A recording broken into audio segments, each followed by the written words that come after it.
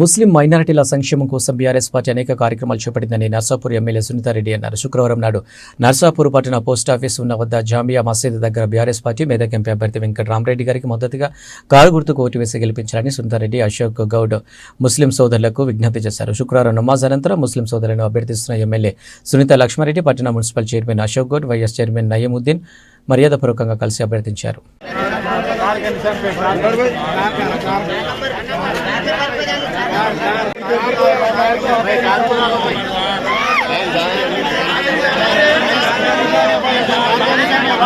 BJP को हटाना है तो आपके निशान बना लो। कांग्रेस का एक भी काम नहीं होता।